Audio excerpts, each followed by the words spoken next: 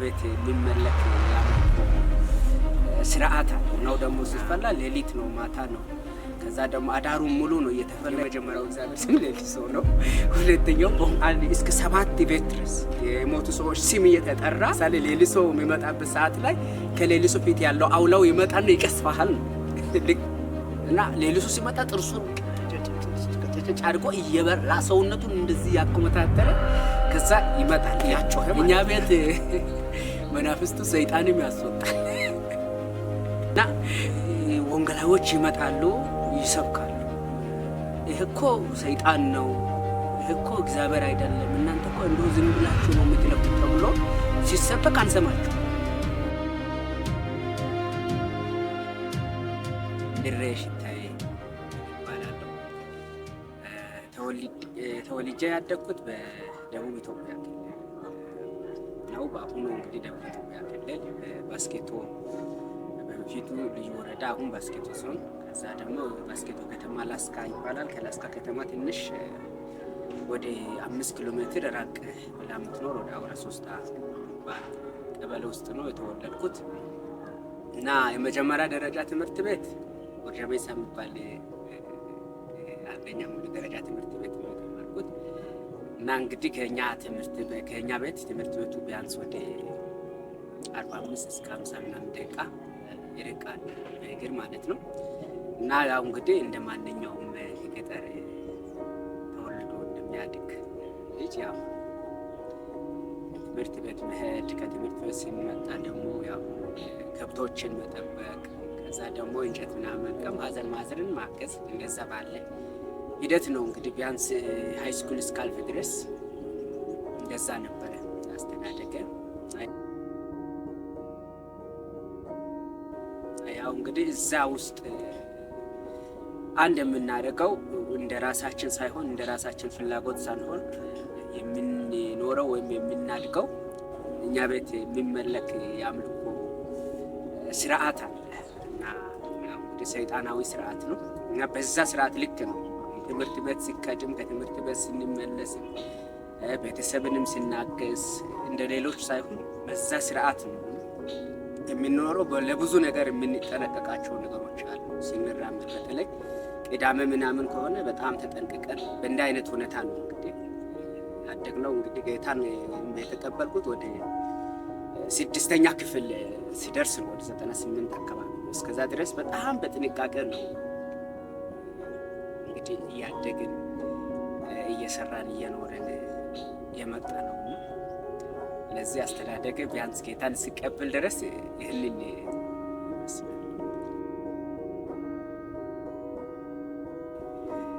እንግዲህ እኛ ቤት ፋዘር ማዘር አለ፣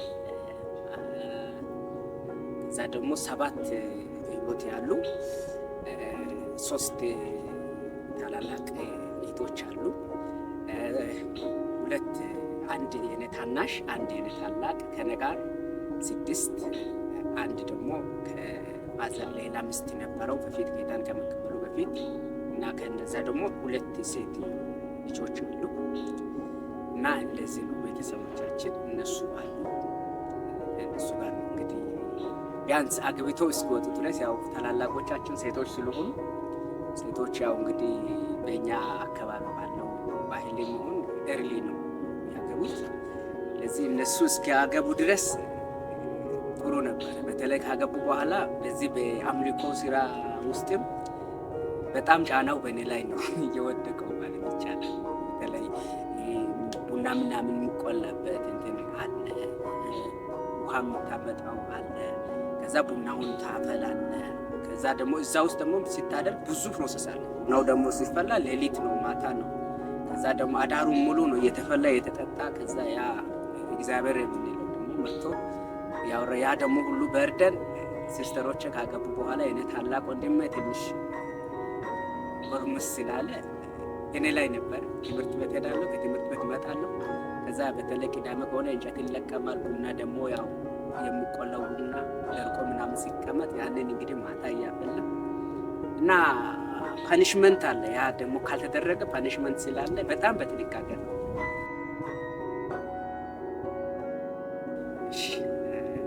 እንግዲህ አምልኮ ስርዓቱ ጋር ሲመጣ በጣም ብዙ ነገር ነው እናደርገው። አሁን እኛ ቤት የሚመለከው 7 እግዚአብሔሮች ናቸው። ለመስማት ራሱ ከባድ ነው። 7 እግዚአብሔር የሚባለው እንዴት ነው? እና ስም አላቸው 7ቱም እግዚአብሔሮች።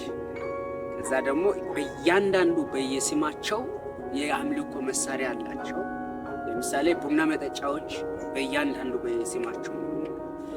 ኢጣን የሚታጠን ቀንደል የሚባል አለ፣ እሱ በየስማቸው ነው። ጋይታም አለ። ከዛ ደግሞ ቁርስ ምናምን ሲደርስ ቁርሱን ሊበላ ስል እያንዳንዱ ስማቸው 7ቱም እግዚአብሔር ስማቸው የተጠራ ነው አምልኮ የሚደረገውና ለምሳሌ የመጀመሪያው እግዚአብሔር ስም ማን ነው የሚባለው? ሌሊሶ ነው የሚባለው። የመጀመሪያው እግዚአብሔር ስም ሌሊሶ ነው። ሁለተኛው ቦንቆ ነው። ሶስተኛው ሳሶ ነው። አራተኛው ቦዶሶ ነው ያለ 7 ይደርሳል። እና እነዚህ ደግሞ እግዚአብሔሮች ናቸው። ከሰማይ መጥቶ ፋዘር ላይ አርፎ ፋዘርን ያናግራል፣ ለሰዎች ደግሞ መፍትሄ ይሰጣል ብለን ነው የምናምነው። ልክ እኛን ሲያስተዋውቀንም እንደዛ ነው። እኔ እግዚአብሔር ነኝ ይላል ሌሊሶ መጥቶ። እኔ ለእናንተ እንደዚህ መልካም ነገር አደርጋለሁ፣ እኔን ካላመለካችሁ እንደዚህ ካላደረጋችሁኝ ወይ ትሞታላችሁ ወይ ትቀሰፋላችሁ። የአምልኮ ስርዓቶች አሉ። እኔ በምፈልገው መልክ የአምልኮ ስርዓት ካልተደረገ እንዲህ ትሆናላችሁ። በእርግጥም ይሆናል ካላደረግን ማለት ነው። ስለዚህ በፍርሃት በመንቀጥቀጥ ነው እነዚህ 7 እግዚአብሔሮችን የምናመልከው። ይሄን አሁን በኋላ ላይ ጌታን ከተቀበልኩ በኋላ ከቆይታ በኋላ ነው የተረዳሁት እንጂ ሰይጣን ባይዞ የመጀመሪያው ዓላማ አምልኮ መውሰድ ነው። የእግዚአብሔርን ቦታ መቀበልና አምልኮ መውሰድ ነው። ሰይጣንን ያስጣለውም ያ ነውና እግዚአብሔር ለመሆን በልዑል ይመሰላል ብሎ አይደለም ወደቀው። ስለዚህ እዛ ጋር አሁን ምንድነው ሰይጣን የውሸት አባት ስለሆነ በውሸት እኛን አታሎን እኛ አሁን ከልባችን ነው በጊዜው እግዚአብሔር ነው ብለን እያመለክን ያለው። እግዚአብሔር አይደለም በጭራሽ ሊሆንም አይችልም። በዛም ደግሞ 7 እግዚአብሔር ተራ በተራ እየመጡ እና እሱም ብቻ አይደለም 7 እግዚአብሔሮች ብቻ ሳይሆን እኛ የምናመልከው ሌላ እንጨትም አለ፣ አድባር የሚባል ማለት ትልቅ እና ያቺ አድባር እኛን ትጠብቃለች። ቅቤ ምናምን ይቀባል። አመት ተጠብቆ ምናምን የደረሱ ምርቶች ምናምን በሷ ስር እንትን እየተደረገ እንበላለን ማለት ለምርቱም ጥሩ ነው፣ ለኛም ለጤንነት ጥሩ ነው ተብሎ ይደረግ አለ። በባህል ደግሞ የሞቱ ሰዎች የራሱ አምልኮ አለ። የሞቱ ሰዎች እስከ 7 ቤት ድረስ የሞቱ ሰዎች ስም እየተጠራ ጠላ ምናምን በቅል ይሞላል። በየስማቸው በቅል የተሞላ እንደዛ እና ብዙ አይነት አምልኮ አለ። አሁን ይሄ 7 እግዚአብሔሮች ደግሞ ልክ እንደዚህ ተገልጦ ፋዘርን ተቆጣጥረው ያዋሩታል። እና ፋዘር በትክክል ልክ ሌሊሶ ለምሳሌ መጥቶ ፋዘርን ሲቆጣጠር ፋዘር መናገር ትንቢት መናገር ይጀምራል። ፋዘር አንተን ለምሳሌ ሳያውቅህ አንተ የመጣይበትን ቦታ ያንተን ዘር ይጠራል፣ ይናገራል። ከዛ ለምን ተቸግረ መጣ ይልሃል። ከዛ ደግሞ አንተ እኔ ይሄ ተቸግሬ ይሄ አንሶኝ ወይ ገንዘብ እንደዚህ ሆኖ ወይ እከለ ጋር ተጣልቼ እንዲሆኜ ነው የመጣሁት እከለ እንዲያርግልኝ ምናምን ብትለው ጊዜ ይሰጣል። በዚህ ጊዜ ውስጥ ይሄንን አደርጋለሁ፣ ከዛ አንተ ምን ታመጣልኛለህ ይላል። ከዛ ይሄን ነው በሬ አመጣለሁ ወይ ከብት አመጣለሁ ምናምን ስትል በቃ ያን ሰውየው ላይ የተባለው ነገር ይደርሳል። ከዛ ወይ በሬ ታመጣለህ ወይ ፍየል ታመጣለህ። ስለዚህ 7ቱ እግዚአብሔር የተባሉት እግዚአብሔር አይደሉም። ግን ሰይጣን የውሸት አባት ነው። ደግሞ እኮ እንደ ብርሃን መልአክ ራሱን የመግለጥ ችሎታም አለ። ለዚህ ራሱን መልካም አስመስሎን አሁን ቅድም እንዳልኩ የመጀመሪያው እግዚአብሔር ነው። ለእያንዳንዱ እግዚአብሔሮች ደግሞ ምን አላቸው? አውሊያ የሚባሉ አላቸው ከፊታቸው። እና አውላ ከፊታቸው የሚባሉት ደግሞ ለእኛ ሲያስታው አሁን ለምሳሌ ሌሊሶ የሚባለው ለራሱ አውላዎች ስም አለ። የሌሊሶ አውላ ስም ለምሳሌ አንዱ ሊበኔ ነው፣ አንዱ ፋትሾ ይባላል። እና እያንዳንዳቸው አውሊያ አላቸው። እነዛ አውላዎች ምንድን ነው የሚባሉት? ለእኛ ሲተረጎም እግዚአብሔር ከላይ ይሆናል። ሌሊሶ ከላይ ይሆንና ሌሊሶ ፊት ልክ እንደ መልአክ ሊበኔና ፋትሾ ምን ይደረጋሉ? ታዘው ይመጡና የተባለውን ነገር ይሰራሉ ማለት ነው። ለምሳሌ የሚቀሰም መጥፎ ነገር ከሰራ አሁን ለምሳሌ አምልኮ አዳራሽ አለ። በአምልኮ አዳራሽ ውስጥ ዛባ ከትሳ ነው የሚባለው። የአምልኮ አዳራሽ ቅዳሜ ብቻ ነው እኛ ቤት አሁን አምልኮ የሚደረገው ቅዳሜ ነው። ለዚህ ቅዳሜ ብቻ ይገባል የአምልኮ አዳራሽ ውስጥ ዛባ ከትሳ ውስጥ። ለዚህ እዛ ቤት ውስጥ ለምሳሌ ስትገባ እዛ ቤት የሚገባ ሰው አንደኛ አሁን እንደኛ ቤት ሴት ለምሳሌ የወር አበባዋን ባየችበት 7 ቀን ሳይሞላ ወደዛ ቤት አትገባም። ሌላ ደግሞ እንቁላል የበላ ለምሳሌ እንቁላል የበላ 7 ቀን ሳይሞላ፣ ዶሮ የበላ 7 ቀን ሳይሞላ፣ በግ የበላ 2 ወር ሳይሞላ፣ እሱም ብቻ አይደለም አይነ ምድር የረገጠ ሰው ራሱ ቅዳሜ ጠዋት ለምሳሌ አይነ ምድር ብትረግጥ በእግር ወይም ብትነካካ በሰውነት እዛዛ በከተሳ ውስጥ የአምልኮ አዳራሽ ውስጥ አትገባም። እስከ ዶሮ እስኪጮህ ድረስ ማለት ሌሊት ዶሮ እስኪጮህ ድረስ አትገባም። እና እነዚህ ሁሉ የአምልኮ ስርዓቶች አሉ። ከነዚህ ለምሳሌ አንዱን ሲተህ እዛ አምልኮ አዳራሽ ውስጥ ብትገባ ያ አውሊያ የተባለው የሌሊሶ ለምሳሌ ሌሊሶ የሚመጣበት ሰዓት ላይ ከሌሊሶ ፊት ያለው አውላው ይመጣና ይቀስፋል ነው። ልክ በእግዚአብሔር ፊት መላእክት እንዳለ ሰይጣን የራሱን ራርክ ሰርቶ እኛም በዚህ ያሳምናል። ደግሞም እውነት ይሆናል። እንደዚህ ለምሳሌ ዋሽተህ እንደዚህ ብታረግ ይሆናል። ቅጣቱ የተለያየ ነገር ነው። ወይ ለምሳሌ አንድ ላይ ቡና ፈልቶ ቡና ልክ እንዲህ የተፈላ ይገነፍላል አይደለ? ሳይታወቅ ይገነፍልና ይሄድበት። ከዛ ያ ሰው ቡና ፈልቶ የሄደው ሰው ይቃጠልና ወይ እንዲህ ምን አድርገሃል ይባላል። ይሄን ሳደርግ እንዲህ ተሳስቼ ነበርኩ ከዛ ይቃጠል እና እንደዚህ ነው ያለው ሁኔታና እና 7ቱ እግዚአብሔሮች እግዚአብሔር ሳይሆኑ በራሳቸው እንግዲህ ሰይጣን በውሸት እኛን አሳምነው እኛ ደግሞ በጊዜው ልክ የምር እግዚአብሔር ነው ብለን እያመለክን የነበረ ነውና የአምልኮ ስርዓት እንግዲህ እንዴት ነው የሚጀመረው? ስርዓቱ እንዴት ነው ካላችሁኝ ስርዓቱ በጣም የሚገርም ነው። ልክ እንግዲህ ቅዳሜ የአምልኮ ቀን ስለሆነ ብዙ ጥንቃቄ እናደርጋለን። በተለይ እና አሁን ቅድም እንዳልኩት ሲስተሮች አግብተው ካለቁ በኋላ እኔ ነኝ ገብቼ ቡና ምናምን ማፈለው ነገሮችን ማዘጋጀውና ስለዚህ ቅዳሜ እንግዲህ ቅድም እንዳልኩት ይሄ አይነ ምድር ምናምን እንዳረግጥ ሌሎች ሰዎች ጋር ሲመላለስ እነሱ የነኩት ነገር እኔን እንዳይነካል። ለምሳሌ እነሱ እንትን የበሉት ዶሮ የበሉት ዕቃ እኔን እንዳይነካ፣ በግ የበሉት ዕቃ እኔን እንዳይነካኝ፣ እንቁላል ምናምን የተሰበረም ካለ የእንቁላል እንትን እኔን እንዳይነካኝ ይጠብቃለሁ ማለት ነው። ምክንያቱም ያን ነገር ከነካኝ እዛ አምልኮ አዳራሽ አልገባም ማለት ነው። አምልኮ አዳራሽ ደግሞ ካልገባው ለስርዓቱ መጀመሪያ ቡና ይፈላል።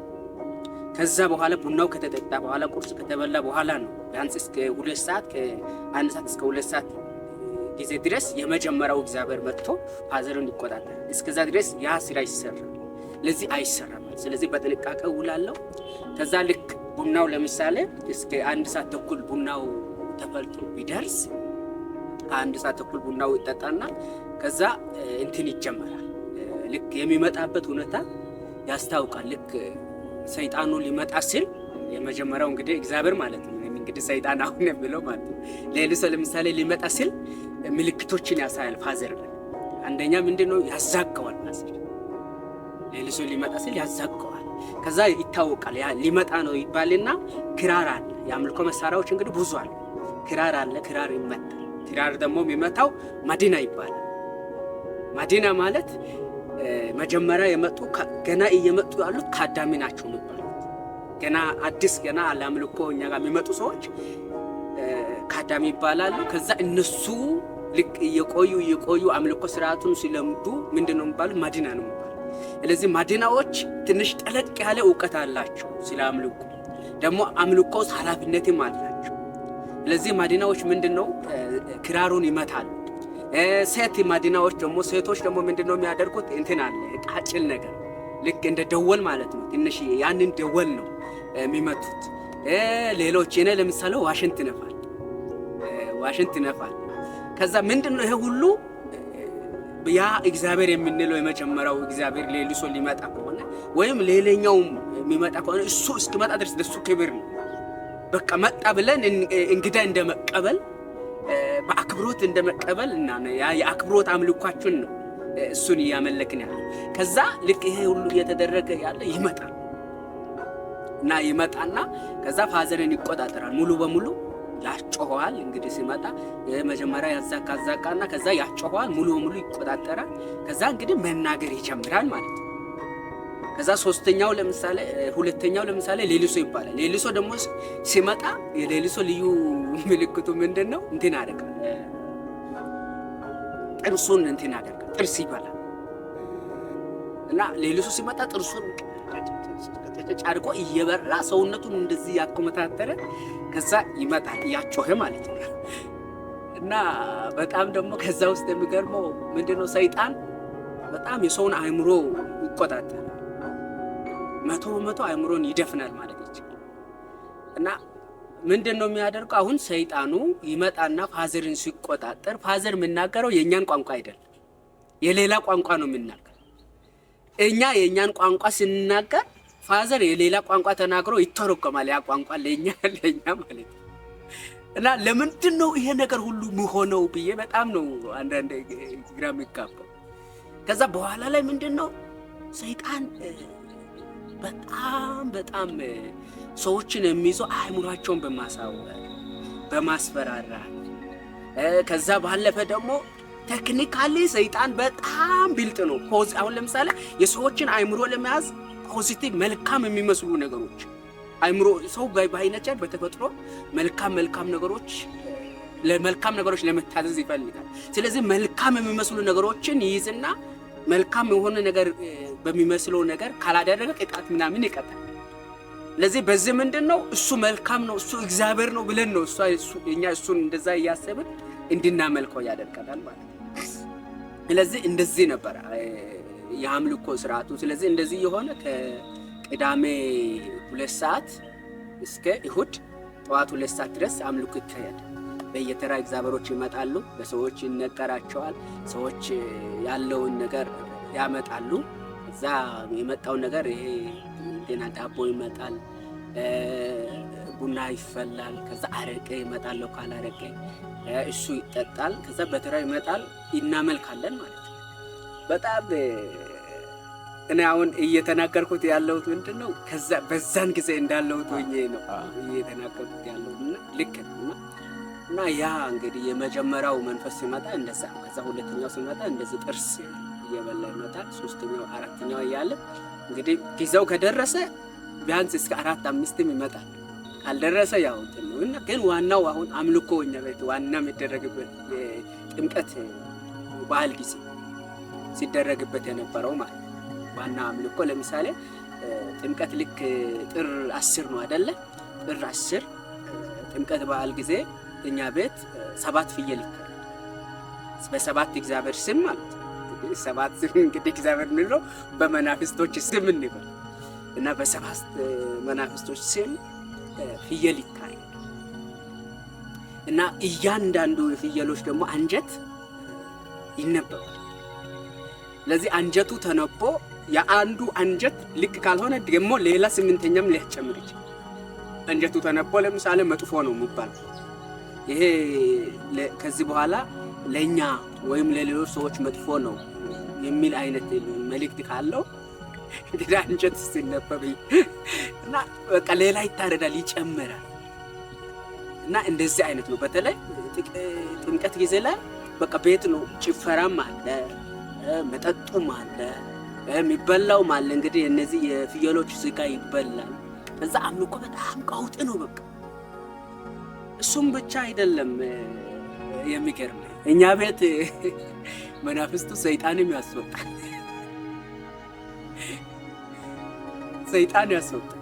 እና ይሄ ደግሞ በጣም ለረጅም ጊዜ በጣም ከነጋር ክላሽ ያደረግብኝ ጌታን ካመንኩ በኋላ ክላሽ ያደረግብኝ እንዴት ነው ሰይጣንን ሊያወጣ የሚችል? እና ለካ ምንድነው እንትን ሊያደርግ ይፈልጋል። አሁን ቀደም እንዳልኩት ሊቆጣጠር፣ ህዝቡን ሊቆጣጠር በሰይጣን የሚሆን አሁን ለምሳሌ ይሄ መጋኛ ምናምን እኛ ጋር ሰይጣን ነው ይባላል። የሚጥል በሽታም ሰይጣን ነው ይባላል። ከዛ ደግሞ በትክክል ደግሞ ሰይጣን ይዞ የሚያጮኸውም ሰይጣን ነው ይባላል። ስለዚህ ይሄኛው የተያዘው ሰው ሁሉ ወደ ሌላ ቦታ እንዳይሄድ፣ ለምሳሌ ወደሚጸለይበት ወደ ቸርቾች እንዳይሄድ፣ ወደ ምንም አይነት ኖርማል አምልኮ ወዳለበት እንዳይሄድ ወደኛ እንዲመጡ የሚያደርገው ሲስተም። ለምሳሌ ሰይጣን የተያዘው ሰው እየጮኸ ምናምን እየተፈራገጠ ሰይጣን ያዘው ሰው ይመጣል። ምንድነው እኛ ቤት የሚደረገው? ሲኒ እቺ ቡና መጠጫ ሲኒ አለች። እዛ ሲኒ ውስጥ ንጹህ ውሃ ይጨመራል። ንጹህ ውሃ ሲባል ንጹህ ውሃው የሚመጣበት ቦታ አለ። እንትን ነው የሚባለው፣ የመብረቅ ውሃ ይባላል። ዳዳ ውሃ ማለት ዳዳዋት ይባላል በእኛ እና ዳዳዋት ማለት ምንድነው? የመብረቅ ውሃ እንደማለት ነው። እና ያ እንደተቀደሰ ነው። ከዛ ስፍራ ነው ያቺ ውሃ የምትመጣ እና እሷ ውሃ በሲኒ ውስጥ ትጨመራለች። ከዛ ሲኒ ውስጥ ደግሞ ግራዋ ቅጠል እቺ ከመሃል ላይ ያለው ለግላጋዋ ልክ እንደ ጫፍ የምትበላው ጫት እንትን ቅጠል ከመሃል አለችዋ ለግላጋዋ ልክ እንደሷ የግራዋ ቅጠል መሃል አለው። ከዛ ደግሞ ጌሾ እንደዚሁም ከጫፉ ላይ ያለው ከዛ ደግሞ በመሬት የምታድግ እንደ ትንሽ የምታብብ በእኛ ቋንቋ በአማርኛ አላውቅም፣ በእኛ ቋንቋ ባውሽ የምትባላለች እሷ ይታሰራል አንድ። ከዛ ደግሞ የድሮ 1 ሳንቲም ታሙናት ይባላል። የድሮ 1 ሳንቲም ማለት እነዚህ አንድ ላይ በሲኒ ውስጥ በንጹህ ውሃው ተደርጎ ይቀመጥና ከዛ ምንድነው የሚደረገው? ሰይጣን በያዘው ሰውዬ ፊት ላይ እንዲህ ተነክሮ ይረጫል። ተነክሮ ሲረጭ ሰይጣኑ ምን ይሆናል? ጮሆ ወጣ ይባላል። ከዛ የሚገርመው ያ እንግዲህ ሰይጣን ጮሆ ወጣ የሚባለው ሰው ምንድነው የሚሆነው? እኛ ቤት ይዘው ይቀር፣ ይዛው ካዳሚ ይሆናል። ከዛ ከካዳምነት ወዴት ነው የሚያልፈው? ወደ ማድንነት ያልፋል። ከዛ ወደ ምን እንደሆነ ማድን አላውቅም፣ ግን የስልጣን እርከን ነው መስለኝና ማድና ይሆናል። ከዛ ከማድነ በኋላ ደግሞ ምንድነው የሚሆኑት? ይሄን የኛ ቤቱ መናፍስት ወይም እንግዲህ እግዚአብሔር የምንለው የኛ ቤቱ እግዚአብሔር ይወልዳል። የኛ ቤቱ መንፈስ ይወልድና ያኛው በፊት ሰይጣን ተይዞ ይዞት ነው ብሎ መጥቶ ሰይጣን ወጥቶበታል አይደለ የተባለው። ግን ምንድነው አሁን እሱ ራሱ ሌላ ቦታ እዛ ቤት ይሰራና የአምልኮ አዳራሽ ይሰራና ምንድነው የሚያደርገው? እዛ አምልኮ ይቀጥላል ማለት ነው። ስም ይቀይራል። ለምሳሌ እኛ ቤት ሌሊሶ ቦንቆሳሶ ምናምን ከሆነ እዛ ቤት ደግሞ ቤራሞ ምናምን ተብሎ ስም ይሰየምና የአምልኮ ቀን እኛ ጋር ለምሳሌ ቅዳሜ ከሆነ እሱ የሐሙስ ምናምን ያደርግና አምልኮ ይቀጥላል። ከዛ ይሰፋል ማለት ነው። እየተዋለደ የጥንቁልና አሰራር እንትኖች አዳራሾች አምልኮ እዛ የሚደረግበት ይሰፋል ማለት ነው። እና እንደዛ ነው። አሁን ይሄ እንትን ሰይጣን ነው ያወጣም መቼም፣ ግን በውሸት የኛን አእምሮ ይዞ አሳምኖ ሰይጣንን የያዘ ሰው የትም እንዳይሄድ እዛው እያመለክን እንድንቆይ እያደረገ ያለ ሲስተም እና አሁን እንዴት ነው ይሄ ነገር ሲሆን? ግን በመሐከል ለኛ የራሱ ወንጌል ሲሰበክ ነበር። ይመጣሉ ወንጌላዎች እስከ አስታውሳለሁ። እዛኔ በጣም ትንሽ ነኝ እንኳን አንደኛ ክፍል ምናምንም እንግዲህ የደረስኩት አይመስለኝም። ምክንያቱም አምልኮ የጀመረው የኔ ታላቅ ወንድም ከመወለዱ በፊት ለዚህ ከነም በፊት ቢያንስ 5-6 ዓመት ቀድሞ ነው እኔ ከመወለደ በፊት የተጀመረ አምልኮ ነው። እና ወንጌላዎች ይመጣሉ ይሰብካሉ። ይሄ እኮ ሰይጣን ነው፣ ይሄ እኮ እግዚአብሔር አይደለም፣ እናንተ እኮ እንደው ዝም ብላችሁ ነው የምትለፉት ተብሎ ሲሰበክ አንሰማችሁ። ምንድነው የምንላቸው? እናንተ እግዚአብሔር ነው ብላችሁ ማንም እዛ ጋር ሰው የጻፈው በእጅ የተጻፈው እኔን ጥቁር መጽሐፍ ከመጽሐፉ ሲያነቡ ይሄ ጥቁር መጽሐፍ እኮ ከላዩ ጥቁር አድርጋችሁ ውስጥ ያለው ይሄ ወርቀቱ በቀለም ነው የተጻፈው እና ይሄንን መጽሐፍ ፈረንጅ የጻፈውን እንዴት ነው ይዛችሁ እግዚአብሔር ቃል ብላችሁ እኛን ለማሳመን? እኛ ቤት ግን እግዚአብሔር እኛ የምናመልከው እግዚአብሔር ከሰማይ መጥቶ አርፎ ነው ተቆጣጥሮ ለሰዎች መፍትሄ የሚሰጠው ብለን ምን ቀበለው። ያን ደግሞ ከልባችን ነው ስንል የነበረው ማለት ነው፣ እንዲሁ ለማለት ብቻ አይደለም። እና ይናገሩናል፣ ተመልሶ ይመጣሉ። ከዛ ደግሞ በተለይ የትንሣኤ በዓልና የገና በዓል ጊዜ ላይ ከኛ ይሄ አምልኮ አዳራሹ በላይ በኩል መንገድ ነው። እዛ መንገዷ ትንሽ ሰፋ ስለምትል በዛ ቦታ ላይ መጥተው ይጸልያሉ። በጣም በጊዜው የነበሩ ጴንጤዎች ማለት ነው። እንግዲህ እኛ ሰፈር ላይ በጣም አንድ ጴንጤ ቢኖር እኛ ሰፈር ላይ የለም፣ ሁሉ አማኝ አይደሉም። እንግዲህ ጴንጤ ስል በኢየሱስ የሚያምኑ ማለት ነው፣ የሚጸልዩ ማለት ነው። እንደዛ አይነት ነገሮች ልክ አይደለም፣ ይሄ እኮ አምልኮ የሰይጣን አምልኮ ነው የሚሉ ማለት ነው። በጣም አንድ ነው። ለምሳሌ በዛን ጊዜ እኔ ማስታወስ አንድ ሰው ነው የነበረው እኛ ጋር ቢያንስ ትንሽ ቅርብ አለ የሚባለው። ከዛ ሌሎቹ ሁሉ ወደዛ አምልኮ ውስጥ ናቸው ያሉት፣ እኛ ቤት አምልኮ ውስጥ ማለት ነው ጌታን የተቀበለ የለም። እና ሲናገሩ እንደዛ ነው የምንለው። እኔም እንደዛ ነው የምለው። ይሄ ባይብል እናንተ የምትሉት ከና አካባቢ ሳይንስ መጽሐፍ ከና አማርኛ መጽሐፍ በምንድን ነው የምለው? አማርኛ መጽሐፉም ቢሆን በወረቀት ላይ በጥቁር ቀለም ነው ተጻፉ። ይሄው አማርኛ ፊደሉ አንድ ነው። ምንድነው የእግዚአብሔር ቃል እግዚአብሔር ነው እንደህን የጻፈው ይላሉ፣ ይከራከራቸዋል። እና እነሱም ደግሞ የሚናገሩኝ ነገር ያጣሉ። ምክንያቱም እነሱ የሚናገሩት ነገር በእኔ ሎጂክ እንትን እኔ ሊቀበላቸው አልችልም። ልክ አይደለም። ግን የኛ ቤት እግዚአብሔር ከሰማይ መጥቶ ፋዘርን ይቆጣጠርና ለሰዎች መፍትሄ ይሰጣል ብዬ ይነግራቸዋለሁ። እና እንደዚህ ክርክር በቃ ነበር። ግን ሰዎች በጣም ለኛ ይጸልዩ ነበር ማለት በኋላ ላይ ስንረዳ ለካ ከላይ መጥተው የሚጸልዩት ነገር በጊዜው እኛ በቃ ይሄን እነሱ የምናስበው ምንድነው በጣም ደግሞ እንጠላቸዋለን። በጊዜው የምናስበው ምንድነው የነሱን ራሱ እንደ ጥንቆልና ነው የምናስበው። ማለት ምንድነው እነሱ ከላይ መጥተው ሲጸልዩ እነዚህ ሰዎች እኛን ለማርከስ መጡ ነው የምንላቸው። አሁን ጴንጤዎችን ወይ ሚሽን ነው የምንለው፣ በእኛ ቋንቋ ሚሶና ነው የምንላቸው። እና ምንድነው እነዚህን ያረክሱናል ብለን ነው የምናስበው። እና ደግሞ ለዛ ደግሞ ፋዘር በተለይ አይነካቸውም። ለምሳሌ ፋዘር ቅድም እንዳልኩት ፋዘር የወለደች ሴት አይነካትም። ወለደች ሴት ቢያንስ 2 ወር ሲሞላ ወር አበባ ያየች ሴት ከሆነች ማዘር ራሷ ወር አበባ ካየች ከ7 ቀን በኋላ ነው ፋዘር ያለበት ቤት የምትገባው። እቃ ምናምን እሷ አይነካችው። ምግብ ፋዘር አይበላም እስከ 7 ቀን ድረስ። እና ለምንድነው ይረክሳል? ከዛ ደግሞ እነዚህ አማኞችም ሲመጡ አማኞች ያረክሱናል ብለን ብዙ ነገር ከነሱ ጋር እንትን አናደርግ።